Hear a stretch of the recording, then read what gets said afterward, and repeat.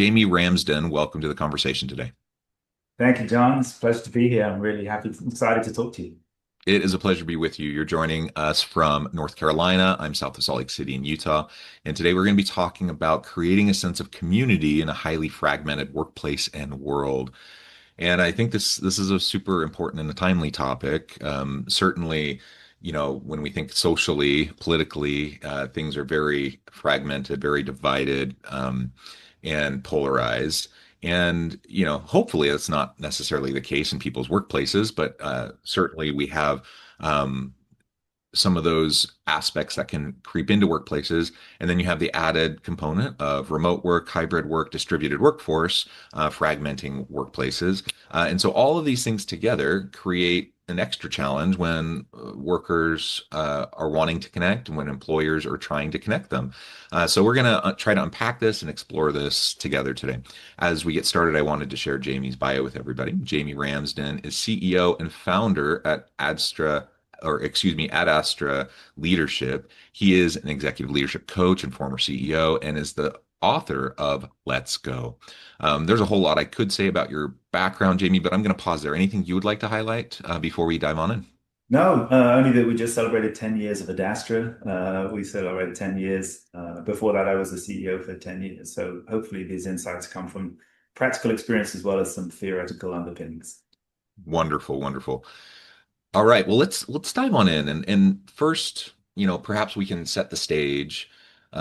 Just thinking about the more general shifting landscape in the world of work. Mhm. We live in a time of great change. We live in a time of increased complexity. We live in a time of, as already alluded to in the introduction, like of divisiveness, of polarization. We live in a time of disruption with technological disruptions, with work design disruptions. And so change is the name of the game. What trying to set the context for this discussion today, like what do you see as kind of the hallmarks of great leadership in the 21st century within this context, within this dynamic? And then we can start to move into, leveraging that to create this sense of community. Yeah, well, as I get to coach leaders in organizations, I'm often struck by how different it is from when I was a CEO back in the 2000s. Mm, Sort of the pandemic had an impact, technologies had an impact, there's been social fragmentation. People's careers, take a very different pathway than they did certainly in the 1980s and even in the 2000s. The pace of change, the access to resources and information hmm that we carry hmm around in our pocket, that's all very, very different. And yet, right, sometimes I like to bring people back to the historical precedent, which is if you looked at 1980 to 2020 and Sure. then compare and contrast with 1880 to 1920, when you think about the pace of change or the technology innovations that created the automobile, the light bulb, the internal combustion engine, radio, camera, telephone, like we think, every generation tends to think that it's special. But I think if you go back, included that 1920, included a global pandemic and a world war. Yep. And so I think, sometimes I like to anchor myself and my clients in the historical perspective and saying, okay, yes, it's changing. It feels like it can feel very stressful and uncertain, this change. And yet, right, anchor yourself in historical, anchor yourself in what you know and what you can do. And what is the same, what has continued to be the same, because leadership is ultimately about people, at hmm least for now, right? Well, carbon-based life forms are leading carbon-based life forms. Leadership is about people.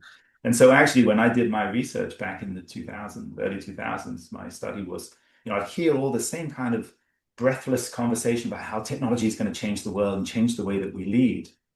And I was curious about, like, well, what are we changing from? Like, what is evolving? What is leadership at its essence? And so I went and did some research and I looked at the history and I ended up developing a theory that ended up being the book. So what has not changed? The model that ended up in the book. What hasn't changed is that leadership is about people. Sorry, that you just cut off right there at the end. Okay. That Leadership is what about hasn't people. changed is that Okay. leadership. Yeah, what hasn't changed is that leadership is about people. It has been the same for 10,000 years. Yeah, So, 100%. And of course, the context within organizations, the context within the broader economy and the labor market, those have shifted dramatically, and the technology around us and how we do our work has shifted dramatically. mhm. But it has been and always will be about people. right? Yes. And so you're absolutely correct. And we're social animals, human beings. And so if we can recognize that at the core of all good leadership is human connection and building trust amongst humans, then it leads us directly into kind of our focus for today around sense of community. Mm. Um, because it's hard enough to create, a cohesive sense of shared community, meaning, purpose, belonging, when you have, you know, fairly like-minded people together in a physical space. It's hard to do it then, but it's extra hard to do it when you have distributed workforces, when you have people bringing, varied um, divisive ideologies into the workplace, Mhm. all sorts of things, right? Yeah. And but the human need and desire for human connection, and the fact that we're social animals, and the fact that leadership is a human enterprise, that all remains true. So how do we like start to lead within this context, perhaps in a different way than we have before? Yeah. Well, I think, to the point you made earlier on, the model I have is based around the leader as role model, leader as community builder, leader as sense maker, and leader as future shaper. And the Mm, community builder, so how do leaders create the conditions for a community to emerge? Because my definition of leadership is galvanizing a group of people to build a better tomorrow. And so again, that's consistent. That has been the same throughout human history. How can that, how do we, if I think about sort of Peter Capelli talks about in his latest book about sort of in defense of the office or supporting like people coming together. And I know mhm, Michael Platt also at Wharton talks about like synchrony, like our brains and our hearts get in synchrony when we're physically in the room together. And so, how do we replace that, the creativity and the innovation and the innovative capabilities and capacities, as well as that connection and collaboration that we have as human beings? And so one of the things I think about is, in my day, that was kind of taken for granted. Like, so we were yeah, in the same place and that water cooler talk or the hot corridor talk or just the meeting after the meeting could happen very informally and in person. Now we have to be super intentional about it. And so the leader has always had to create the conditions and create the container for connection and collaboration and trust to occur. Now it's just, for people to be heard and understood, included, valued, appreciated. That's always been the leader's role. But there's so much more intentionality that we need to bring to it today. And so, people are figuring it out, like in many things, the technology arrives and then we figure out how to best use it. There's normally a lag, so technology can help us to optimize. We have to identify how it can help us to actualize and self-actualize. And so the leader has to think about how can we use, we've got different modalities now. We still, well, we have the telephone that allows us to communicate effectively, albeit not in person. Now we have a video version of that. We also need to supplement that with how do we meet on site and when and where do we meet on site. And so certainly one of the things I've seen is the fragmentation is in about things that we took for granted maybe 20, 25 years ago. hmm hmm Now we have to create like intentionality around how am I creating this space for us to come together?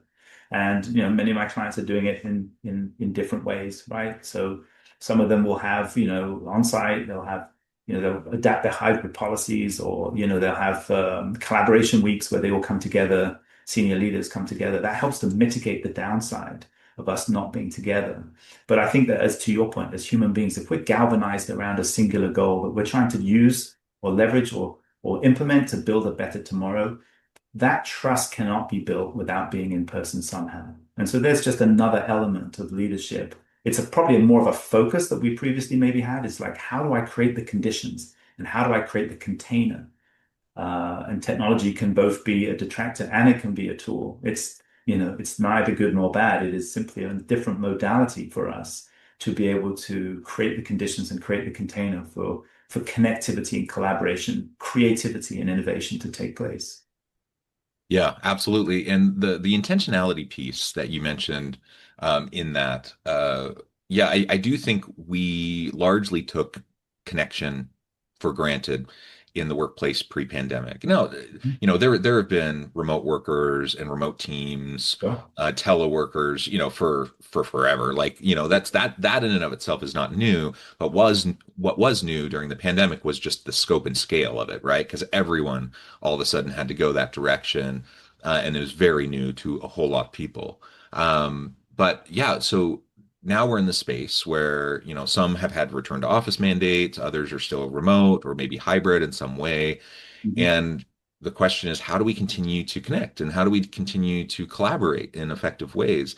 And it all comes down to intentionality. Mhm.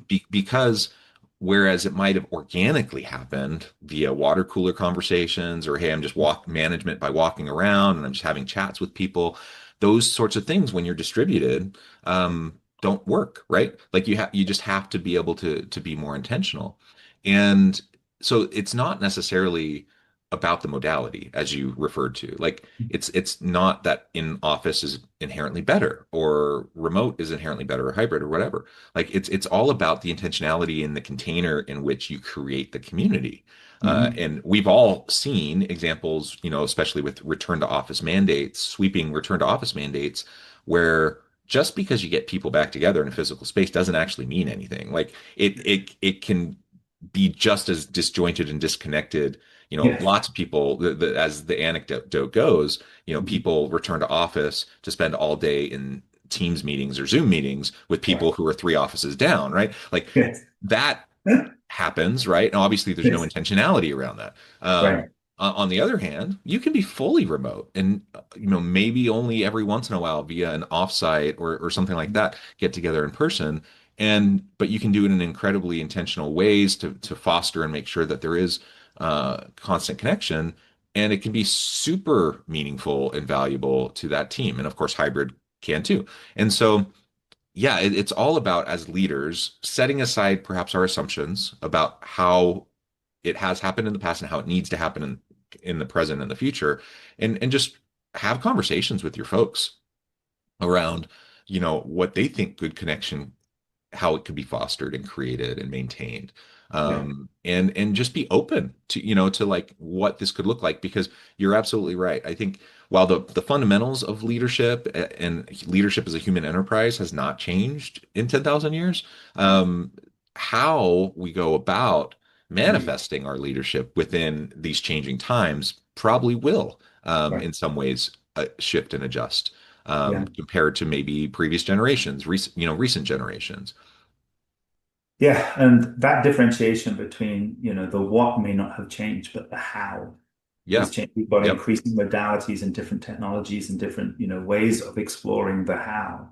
It can be really exciting if we're thoughtful about it. If we expect it to happen of its own volition, right, of its own accord, we're going to be Hmm. disappointed. Hmm. But I think actually there's a real opportunity. So one of the things I think that came out of one of the Gallup polls about hybrid work, there was a book that the guys who run Gallup um, talking about how self-directed teams, so teams who are able to make their own decisions about how and when, where they come together, actually have the highest levels of engagement.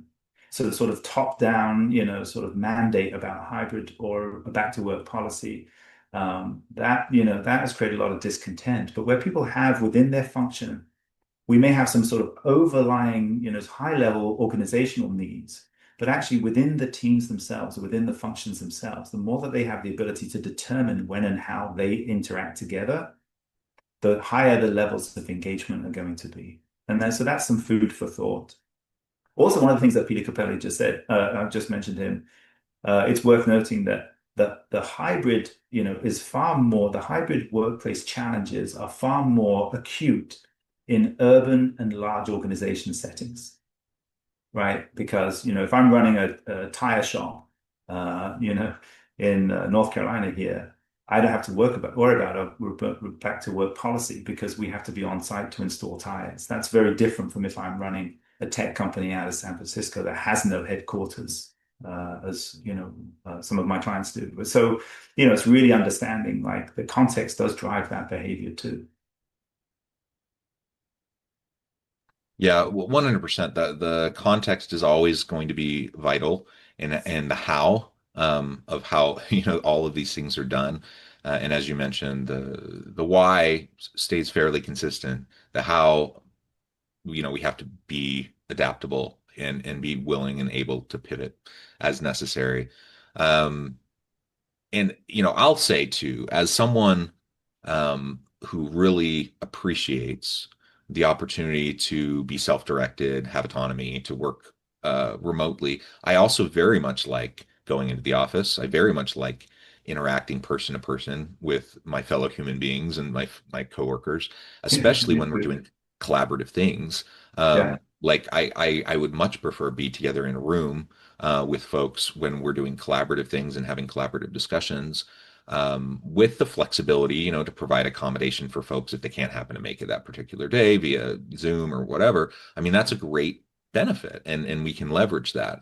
And so, I recognize that I really like that and I appreciate that. But I also recognize, some people really only want to be in the office. Other people really, for a variety of reasons. Maybe it's life stage, career stage, family stage, home responsibilities, whatever. Some people really only want to be remote. And so, some of this just comes back to talent pipeline and like trying to think creatively about like how do we attract and retain the best people and then engage them in a meaningful way within the work community, while still, you know, recognizing that there's going to be difference across what people need, what they prefer, and how they feel that connection.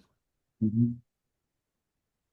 Yeah, and I think so we talked about the creation of that intentional creation of the community or the space in which people operate and how they do their best work. And so, one of the things I think an evolution in leadership that's necessary is understanding. It's a little more of a pull function than a push modality, right? Yeah. It's more of a pull, and like let me understand what it is that what people are motivated by, instead of just having an expectation and then imposing that. And I think that's one of the differentiators that we have seen is that sort of people are able to have, and thankfully so, right? They're able to have more impact and more input on how they do their best work. That also allows us to include people who previously wouldn't have thrived in an organizational construct or an organizational setting, the sort of traditional top-down hierarchical organizational structure. And I think that in this world, that is going to be a differentiator. So how do people who think differently, how are they able to contribute in ways that may be asynchronous, or they may be, differentiated? They may do their best work at 2 a.m. That's where the creative juices sometimes get stoked. And so, being able to have that, create that container for the best work to be done is going to unlock potential in others. And that ultimately is the role of a leader. Yeah, yes, unlocking potential. And you bring up an interesting point. There's a wide range of, diverse motivations and perspectives and diverse optimization for different folks. And one thing we haven't explicitly mentioned, but it really arises from your comment you just made, is neurodiversity in the workforce. Um, and so someone on the autism spectrum, other forms of neurodiversity, um, you know, it wasn't all that long ago that all the rage was open office um, configurations, right? Yeah. And this is going to foster collaboration, all that kind of stuff. Well, enough time has gone by, enough studies have happened, that we've discovered, lo and behold, surprising, hopefully to not many, is that it depends, right? Like just having an open office setup in and of itself isn't going to do anything to enhance collaboration. It can if you use it intentionally, Mhm. but it won't just magically create it. And many studies have actually shown when not leveraged correctly, it actually reduces collaboration. Yeah. People just try to get into their box and put on their headphones and like try Put to on the like headphones and disappear. yeah, Yeah. try to get separate everything else out. And that, of course, has the opposite effect of what they were going for, right? Mm. Well, when you bring in neurodiversity into the equation, those sorts of things are just amplified, right? And so someone who is on the autism spectrum is not going to want to be in, and they're not going to want to be, but they're also not going to thrive in an open office context, right? But Yeah. they very well may thrive in a remote with sometimes human connection hybrid kind of an environment where they can work whatever hours they happen to be, really getting in a flow state or whatever. And, I imagine you see that all the time with your tech clients, in tech companies in particular, because there's a disproportionately higher number of folks who are neurodiverse that often end up in those organizations and in those fields. Yeah. Anyways, that's a bit of an aside, and it's a bit of a niche kind of subtopic, but if we're trying to create inclusive workplaces where we have community, it just highlights the need for understanding your people, understanding difference, and creating community in ways that may go beyond what it meant to build community in the workplace even 5 years ago. Yeah, indeed.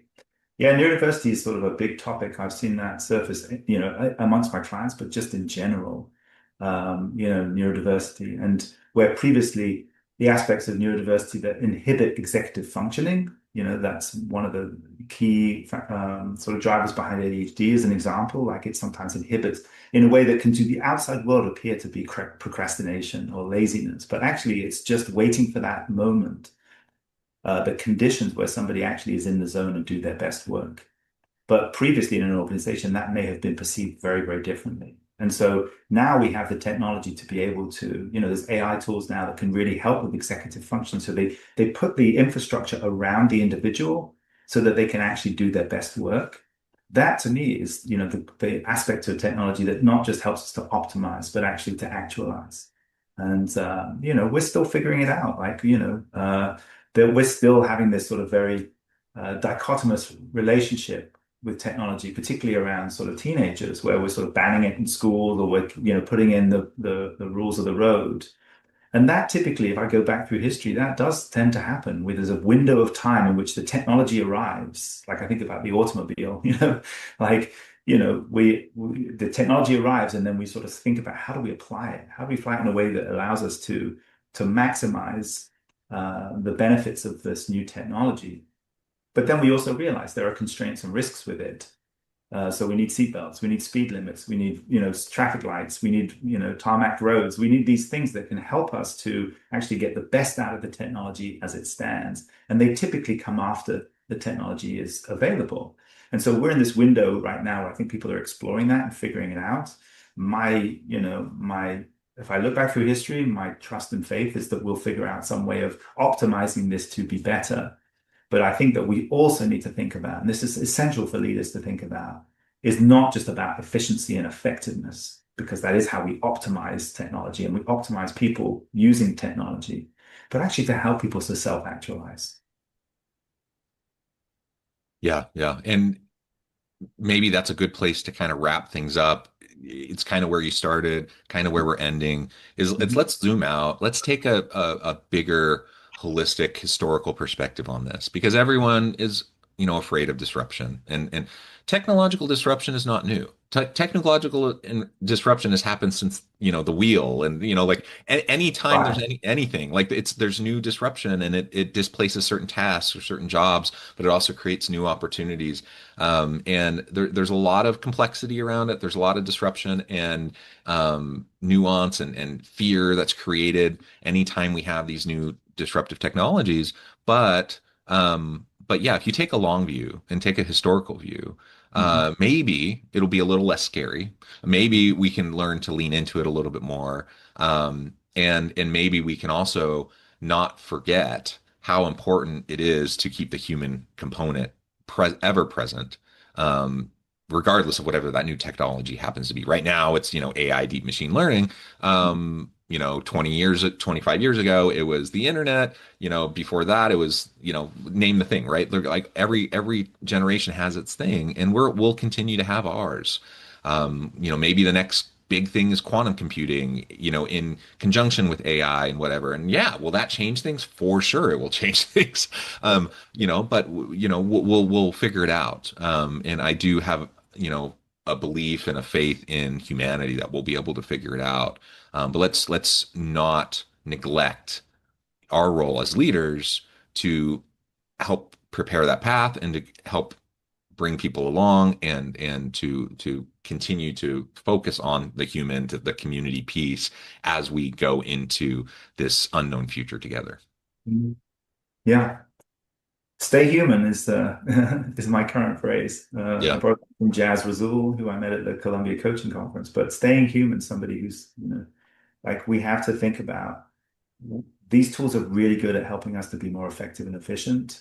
How do we leverage them to allow us to be connective and collaborative and creative in ways that are essentially human, that's hard to replicate in ways that are essentially human? Yeah, I love it. This has just been a really great conversation. Thank you so much for all of your insights, for your time, for everything that you've shared with me and my audience today. As we start to wrap up, I just wanted to give you a chance to share with the audience how they can connect with you, find out more about your work, and then give us the final word for today. Yeah.